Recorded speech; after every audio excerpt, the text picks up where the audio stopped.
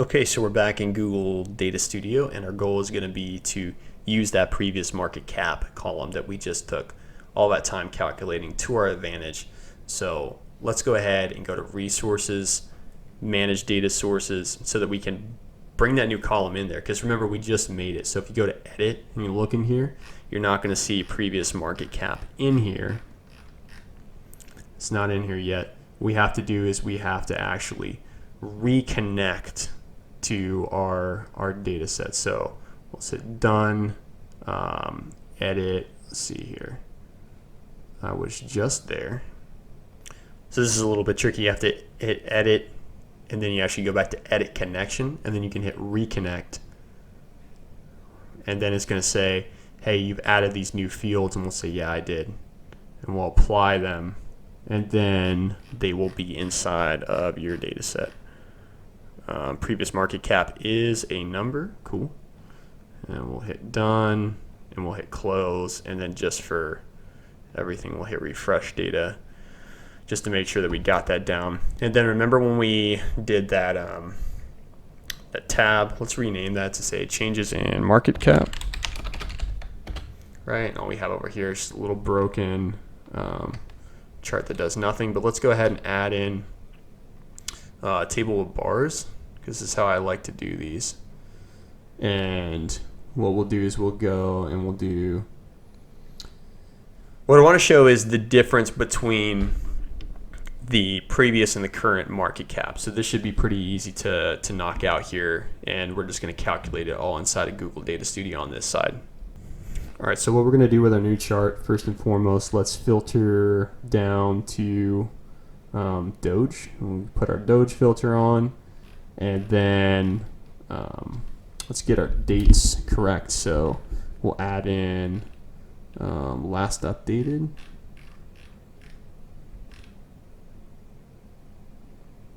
That can be our date. And then we got to add that in for the dimension as well. Okay, so we have that. We have we don't want the record count. We want something brand new. We're going to make up a new metric, and we're going to create a field.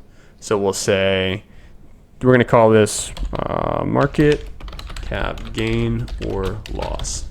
And we're going to say market cap, which we can just bring these fields in here. So we'll say market cap minus previous market cap. And we'll say the type, this is a currency, and this is in US dollars, and we'll apply that.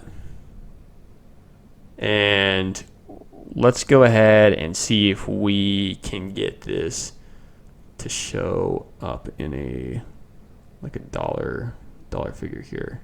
So we still have that record count in there. So record count's gone. Okay, market cap gain or loss, we have this sort of odd visualization going on right here. So let's figure out how to get this to be a number. And if we want that to be a number, I realized I was using the wrong chart. I'm doing a table of bars, but what I want is a table with a heat map. So boom, that shows that immediately in there. So now we have this figure. We'll have to determine whether or not it's correct. We'll have to check these figures real quick and make sure they're good to go. But let's do a little bit of styling first, because there's some weird stuff going on here. So let's go to style. We can collapse that top bit there. But let's take the table labels and make them like a little bit bigger, so that our numbers are just a little bit larger. We don't want row numbers. We don't care about them. And then maybe let's see if we can center these, and then we can kind of grab the chart. We sort of move this to the middle, so that way it's sort of like there's a middle ground.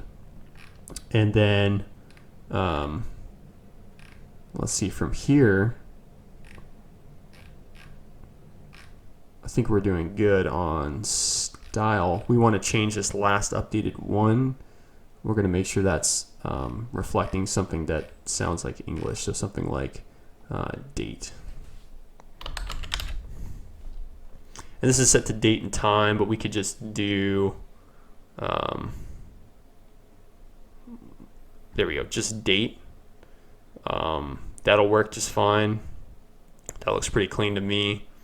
and we have everything centered. The only thing we have to do is just go and confirm that all of these are reflecting correctly. And also let's sort the date. So we want to sort by the date. So let's get that in there, sort by descending. I do not want it to be the new field. Doesn't want to sort by date. Interesting. Let's see here. Oh, okay, so all you got to do is click on this and then just select the chart field to date and then just hit descending, and then it should be all good to go. And if you bring this down, we can see this goes back as far as we want, or as far as we have data anyways. So all we have to do left is verify. So let's see, did it go up 125 million? Let's find out. So July 31st, Doge. Let's see. All the way up to the top.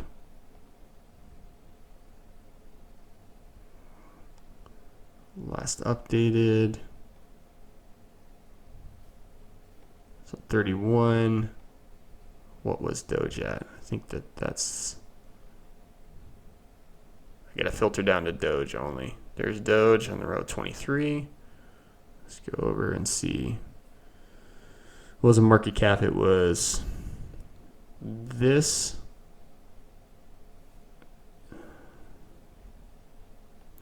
So what I did real quick to check this was I just took in the Google sheet, I just did exactly what I did in there. I just subtracted the market cap from the previous market cap to get these numbers. And yeah, we have the same round numbers that we're looking at here, like July 27th, 13 million. So if I go to 27, I can see it was 13 million, 125 million. Yep, there's that. And the only thing that I think would help out too is if I did like compact numbers. So if I go in here and I say, I think that they'll give me compact numbers. Boom. Yep. So there we go. And so you can see like on the 30th, it actually went up 0. I think because there's like no comparison that day or something like that. Anyhow, so there's no gain or loss. But so anyhow, this is what we have. So it's like negative or positive, right? You can see the heat map is reflecting basically like if you have like really red, that's going to be like super hot gain. And then if you have the opposite of red, then you have like a big loss, like a $13 billion loss, right? These are all numbers that I made up, so this isn't directly like correlating to Doge. I should probably have plugged the real numbers in there, but you can see now that we have a field that actually shows us the up and downs of the market as it goes, right? So this is super valuable because, a lot of people want to see how things progress, right? And day by day, you can get a quick snapshot of like how much the market cap is going up or down.